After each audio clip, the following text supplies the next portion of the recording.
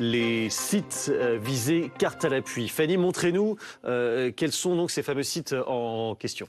Pour rappel, déjà, l'ultimatum de Donald Trump, il concernait des centrales électriques, en commençant par la plus grande. On va voir où elles seraient situées, ces centrales électriques iraniennes dont a parlé le président américain. Sur cette carte, on va le voir. C'est essentiellement, voici la plus grande, c'est celle de Damavand. Elle est située à 70 km au nord-est de Téhéran. Elle produit l'équivalent de 3 réacteurs nucléaires d'électricité. Il y a ensuite celle de Shahid Salimi, la deuxième plus grande centrale électrique, puis celle de Shahid Rajaï. Chacune produit environ plus de 2000 mégawatts d'électricité, presque 3000 même pour celle de Damavand. En gros, elles sont essentielles à l'alimentation électrique des 10 millions d'habitants qui sont à Téhéran. Alors, la riposte n'a pas tardé.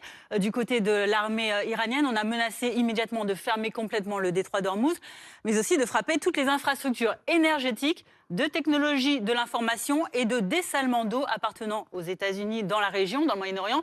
Pour commencer sur les infrastructures énergétiques, l'Agence internationale de l'énergie s'inquiète. Elle estime qu'à ce jour, on a déjà perdu 11 millions de barils par jour dans le détroit d'Ormuz, soit plus que les 2 crises pétrolières majeures réunies, celle des années 70, où chacune avait perdu l'équivalent de 5 millions de barils par jour.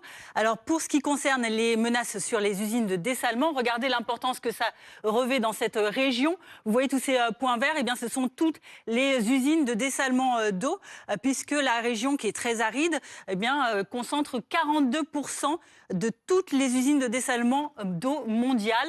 Et vous voyez que chacun de ces pays est très dépendant. On voit que le Koweït, par exemple, a de l'eau potable produite à 90% grâce à ces usines. Quasiment pareil pour Oman, 70% pour l'Arabie Saoudite ou encore pour les Émirats Arabes Unis, quasiment 40%. Vous imaginez donc les conséquences à la fois humaines et industrielles que pourrait avoir la destruction de tels sites. C'est sûr, merci beaucoup Fanny, on se rend bien compte.